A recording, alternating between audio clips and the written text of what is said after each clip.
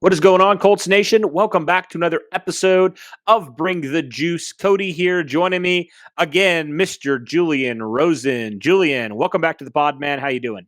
Doing well, man. Doing well. Summer's here. Memorial Day weekend's coming on, and I've been doing some traveling, but excited to have a couple weeks back to talk some Colts and catch up on all the what little news there is Yeah, for this team. So yeah, glad to be back. absolutely, man. It's funny. Yeah, we were talking about like how right now it's just kind of the dead period in the NFL, right? Like things like OTAs are the big talk right now. Not a whole lot going on. So talk about Nick Foles throwing to Alec Pierce. That's a Hmm. big deal right now. Whereas getting a couple months, who cares, Right. But that's just kind of the point in the offseason we are.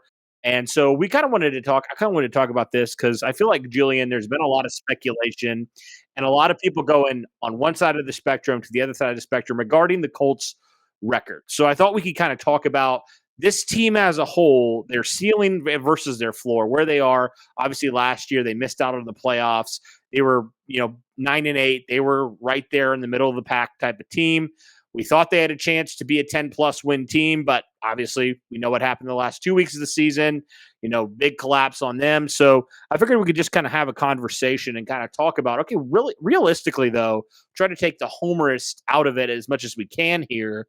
What is the Colts ceiling and what is their floor? Like realistically. So I figured we could kind of start since the Colts ended in such a poor way in 2021. We could kind of talk about the floor, right? So the Colts last year won 9 games, lost 8.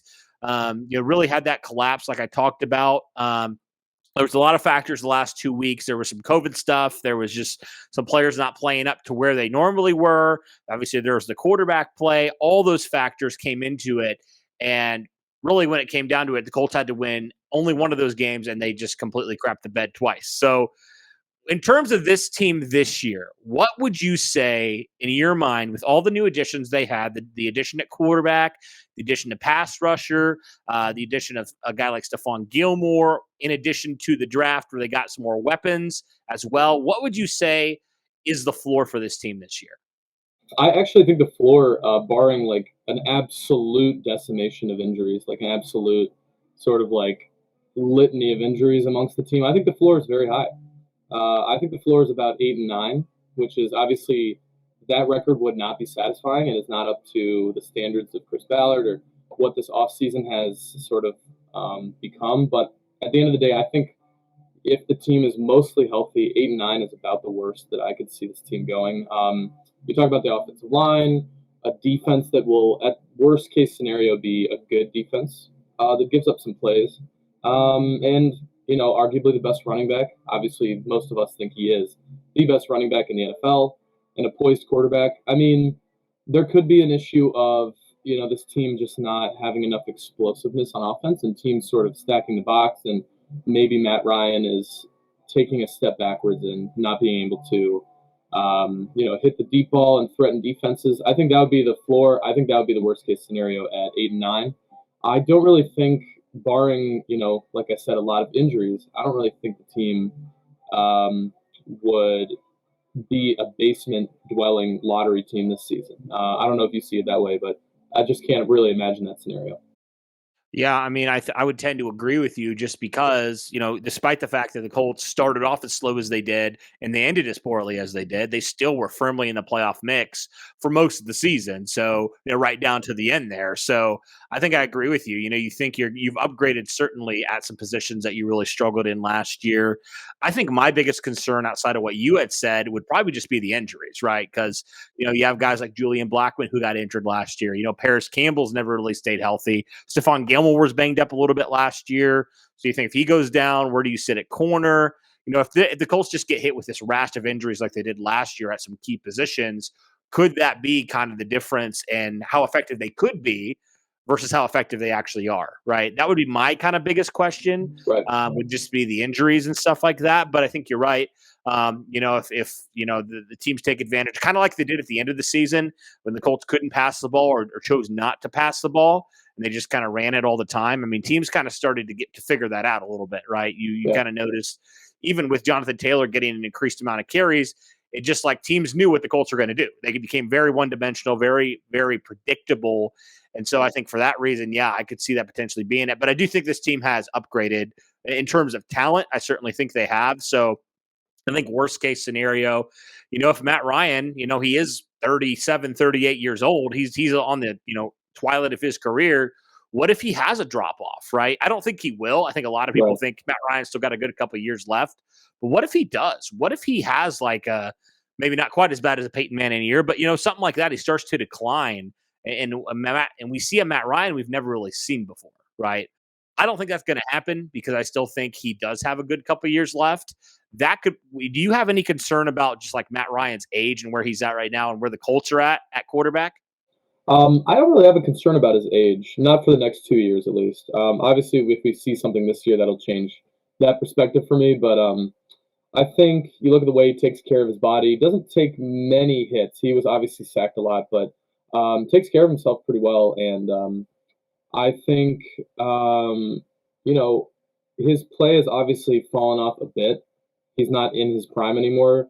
But it's not like a player would just go from in their prime all the way to what mediocrity. There is a space in between, and I think that's where Matt Ryan is. I think he's still very solid. I think he's going to be very consistent, and I think honestly, like I'm almost as excited for the sort of leadership locker room presence that Matt Ryan's going to bring. Like I think he's going to be very solid on the field, but I think what could be a bigger impact that many fans don't see that we don't really learn about is the behind the curtain in the locker room kind of stuff. A lot of information came out sort of in the weeks after that loss to Jacksonville and in the offseason and in February about the fact that some players weren't connecting with Carson Wentz. It's not that they didn't like him, but it's that they didn't feel his leadership. I think Matt Ryan is going to make the team feel his leadership. I think that's a really big factor to him. And as far as his play, look, I mean, there's a lot of metrics and numbers saying that his deep ball and his intermediate routes were still really good. And I think that's going to carry over. I think he's going to be a good quarterback, and I can see him having, somewhere between 26 and 30 touchdowns this season with about 44, 4,500 yards. Yeah. I want to pull out a little nugget. You talked about the leadership real fast before we move on and kind of talk about the ceiling a little bit. But just today, or I guess it was yesterday when it was tweeted, June 1st was when it was tweeted by Nate Atkins of the Indianapolis Star.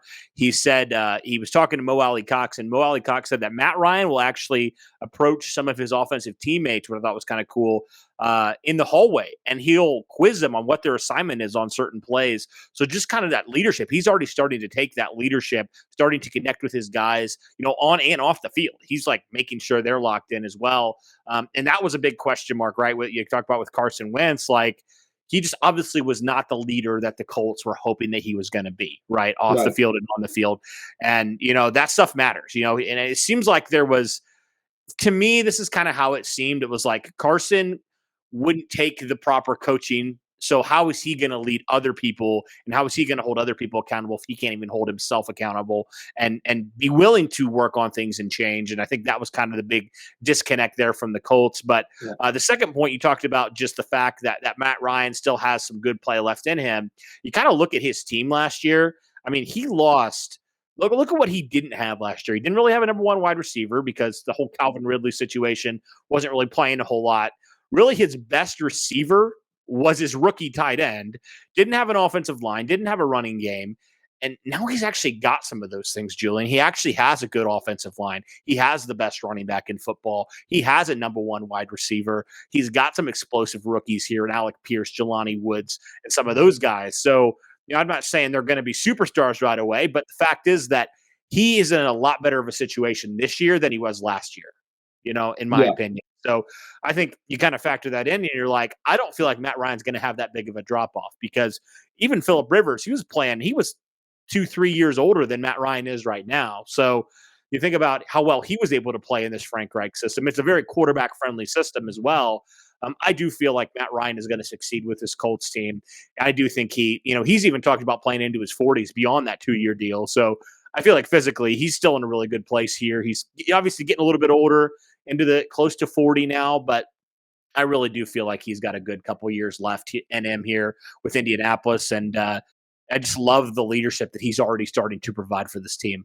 Yeah, and I think this is a great situation for him as well as far as preservation. Like, could he have 2 or 3 more seasons in Atlanta with like the fact that they're basically rebuilding and all that? Like, I think he is. I think the Colts were as good for Matt Ryan as Matt Ryan was for the Colts. You know, like you're talking about a team where he can control the game, maybe not game manager, but in a sense, lean on the strength of this team, which is Jonathan Taylor. Lean on the strength of this team, which is our defense. And I think he's going to be asked to make 3 to 5 throws per game that are really key, crucial, veteran throws, call the play, maybe call an audible. But outside of that, it's just going to be very steady behind that offensive line, like you mentioned. And I think he could spread it out too. Like from a fantasy football perspective, I think the Colts, outside of Taylor, could be a nightmare because one week Yeah. he's going to target Hines, one week he's going to find Paris Campbell a couple times. Pittman's going to have his days. You know, Pittman's almost certainly going to be our leading receiver. But I think Paris Campbell and Mo Alley Cox and Alec Pierce and Naheem Hines are also going to be very involved. I think he's going to spread it out. I think he's going to take his time and he's going to enjoy having that time behind what should still be an elite offensive line. Yeah. Yep. Definitely. Let's flip it over now, Julian, to talk about the Indianapolis Colts ceiling. Now, I've seen people go kind of everywhere with this. Some people have been shooting for the stars. They're thinking top seed in the AFC, if not the number one, number two seed. They're thinking the Colts are in that conversation. Am I ready to go there? I don't think I am quite yet, just because there's a lot of question marks. Certainly, the Colts have added talent, like we talked about. But realistically, though, let's just take it from let's just look at it from where it is. Realistically, from an outside perspective, you look at the Colts, you say, well, first off, they haven't won a week one game since Frank Reich has been head coach. They've had multiple seasons where they've started off really terribly, really poorly.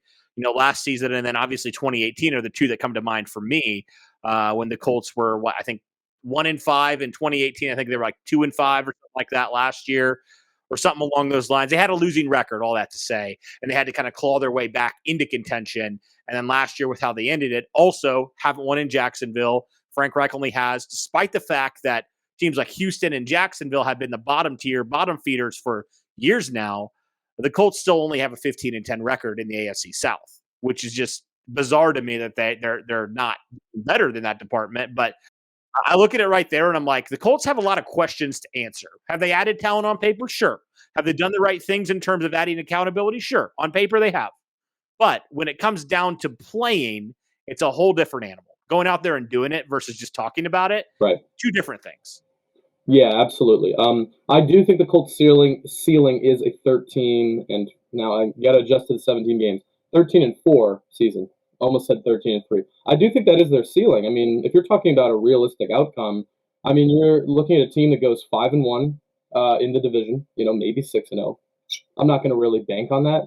Trying to be cautiously optimistic. That would mean that we have to go at least 2-2 with the AFC West, which, sure, the teams are very strong. It's the strongest division in football, maybe rivaled with the AFC North, especially depending on Deshaun Watson's situation. But you're talking about at least one of the two best divisions in football. But you're talking about splitting with the AFC West, going at least 5-1 in the division, and then dropping one more game outside of the division in the AFC West. I mean, I think most Colts fans would agree they could see that happening. They'd be thrilled if that happened, and that would mean that the ball probably bounces our way a couple times, a couple key turnovers. Other teams make some really costly, have some really costly penalties in these close score games, which we were a part of a lot last year. You talk about the Rams game. You remember the Titans game. Both of them were pretty close, especially that one that went into overtime. I mean, there was a play. I think it was probably the worst play of the season outside of the entire Jacksonville game at the end. But there was a play where Tyquan Lewis got an interception and then fumbled the ball and got injured. And then the Titans picked the ball back up, went down, and A.J. Brown got a touchdown. I mean, you're talking about him not fumbling that single interception, and the Colts probably make the playoffs. I mean, it's kind of just a bizarre sequence. So I think 13-4 is in the books, and in that scenario, the offense is explosive enough to allow Jonathan Taylor to operate, to allow our offense to focus around him, and the defense is not just imposing, but the defense is taking the ball away, which has been a signature of the Colts with Darius Leonard and DeForest Buckner and Julian Blackmon when healthy. So you're talking about a defense that takes the ball away, that imposes their will, that takes advantage of matchups, and an offense where Matt Ryan is doing enough and making enough plays down the field with his receivers and his tight ends and Naheem Hines to open up the running game, and this team just kind of steamrolls and gets one of the top, I would say, 3 seeds in the AFC. Yeah. So here's my thing, Julian. I kind of look at like the Colts. If you had to ask me to identify the two major weaknesses on this team last year, I would say pass rush and I would say quarterback. Yep. I would say those are the top two. The Colts have added two veteran guys, two proven guys there. Yannick Ngakoue a little bit younger, but he has been a proven 8+ sack guy about every year. He can take that to the bank. Matt Ryan, obviously, we talked about as well. But I kind of look at all the games that the Colts at halftime they were up on. They were up on teams like Baltimore, who they ended up that was just the worst. That was honestly my that was least awful. favorite game of the year. Awful. It was terrible. But like they were smacking the crap out of Baltimore for that first half. They were beating Tampa Bay by double digits. Yeah. They were Tennessee, they were up by 20 some points, So there's a lot of games where the Colts were actually looking like the far superior team in that first half.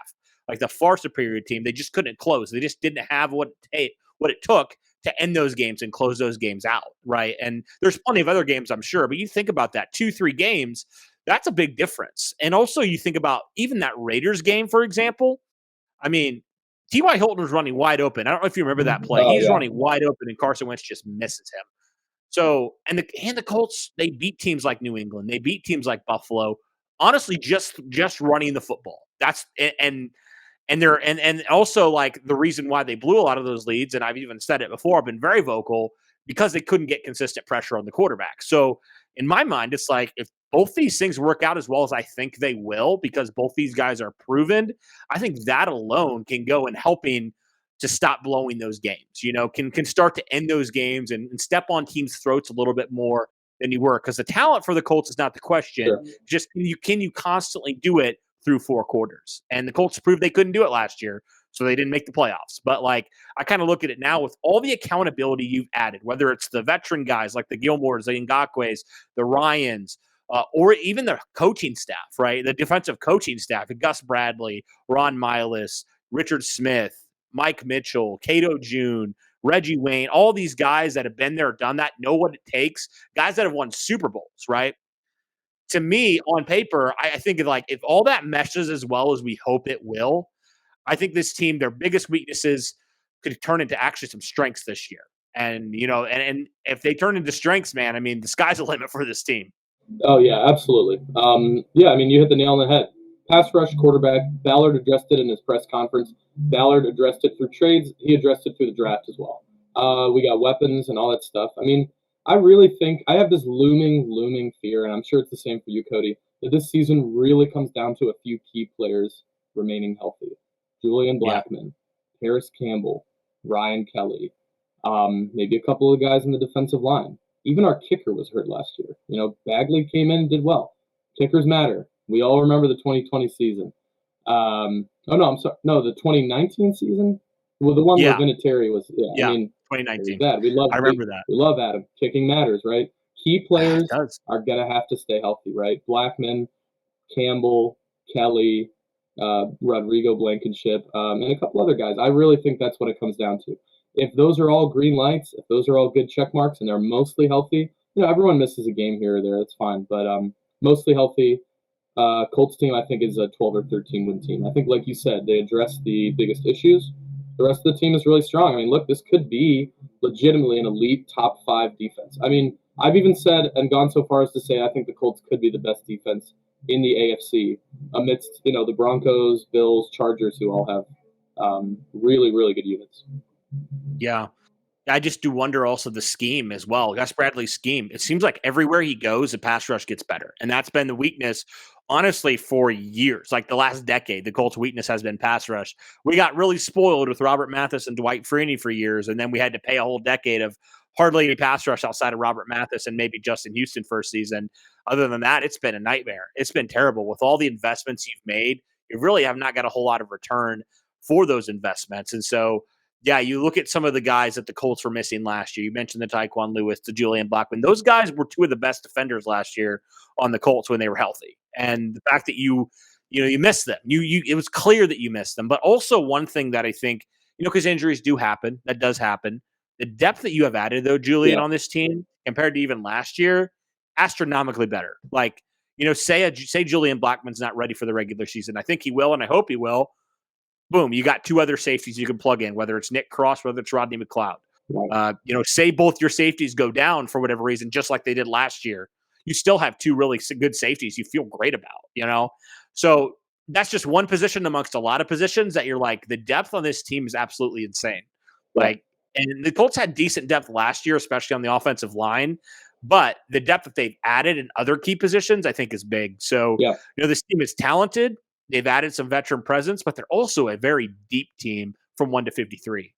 Yeah, definitely. They added depth on the offensive line as well, which is key. I mean, we definitely saw that whether it was COVID or injuries. And guys like Rodney Thomas and Armani Watts and Brandon Faison. I mean, it seems like one of the big camp battles right now is Isaiah Rodgers and Brandon Faison for that sort of Y cornerback role opposite Gilmore.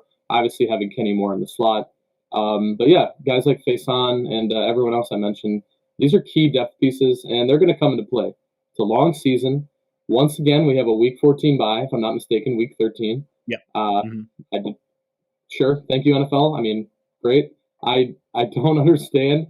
Like, for me, it kind of seems like if they gave it to us 1 year, then it would be kind of strange to do it 2 years in a row. Like, I was expecting maybe 9 or 10 this year as the bye week, but anyway, not a huge deal. But I mean, that being said, it is a factor because you're talking about 13 consecutive weeks without a break, without an off week for guys to get healthy and get mended a little bit. So it's going to be a grind. Injuries are going to happen, a little bit of COVID, concussions, stuff like that. So having the depth is integral. And you could tell that was a big focus of Ballard for Ballard this offseason. Yeah. All right. So we're thinking the floor for the Colts is probably 8 wins. We're thinking the ceiling is probably 13 wins. That's kind of where we're going. Yeah. So anywhere between that's probably where they're going to land. If we're lucky, we get 13 wins. That would be like best case scenario. But, a lot of stuff happens. So I could realistically think, between 10 and 11 games is probably, I'd be very happy with that record. That's a playoff team. The Colts are right there. One of the best teams in the AFC, and obviously the AFC is very loaded this year, so they're going to need to be very on their game this year with especially the AFC West. Oh my goodness, talk about crazy. Yeah. So, and the North too. You mentioned it's crazy. Just the quarterback play. I mean, you just talk about the fact that it's Russell Wilson. I mean, just at the top. I mean, there's still great quarterbacks, but you talk about how it's like Justin Herbert, Russell Wilson, Pat Mahomes, Deshaun Watson, Joe Burrow, Josh Allen, all in our conference. Not to mention, Lamar Jackson, Derek Carr, maybe Tua takes a step forward. Mac Jones had a good rookie year. Trevor Lawrence, maybe with Doug Peterson, right, takes a step forward as well. And Ryan Tannehill and Matt Ryan, nonetheless. Maybe Malik Willis comes on for the Titans in lieu of Tannehill's poor play or an injury, something like that. So there's a lot of factors. The AFC is totally loaded. But I think the Colts' main goals, I think there's two, is to win the division and to split with the AFC West. I think if they accomplish those two things, it'll be a successful season, at least a regular season. Yes, absolutely. That would be amazing if they were able to do that. And the great thing is, Julian, they have a chance in the first 2 weeks of the season to get the monkey off their back. Talking about they haven't won the first game of the year since Frank Reich's been head coach. They have the chance against the weakest team in the AFC South, the Houston Texans, who they beat up on last year, who they outscored like 60-some to 3. They have a chance, and they should beat them handily. So that starts you off with a lot of confidence. Then you travel to Jacksonville, where you haven't won. So you have a chance to get 2 of those demons out right away. You have that opportunity. And then, boom, your opening game against the Kansas City Chiefs and Patrick Mahomes in week 3.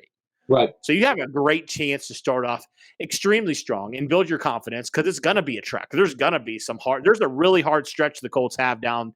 I believe it's like the middle of the season or maybe towards the end of the season. Right now. Yeah. There's some tough stretches for sure. There is. I mean, just going, Kansas City, Tennessee, and then at Denver, that's pretty tough for weeks 3 through 5, But I think winning the first 2 is huge. Getting the monkey off the back is a perfect way to put it. It's the week 1. It's the at Jacksonville. Those are huge bugaboos for Frank Reich for his tenure as the coach and for the team as a whole. And then that third game, right? If we go 2-0, that game at Kansas City is a huge. I'm not going to say turning point, but it's a big fork in the road, right?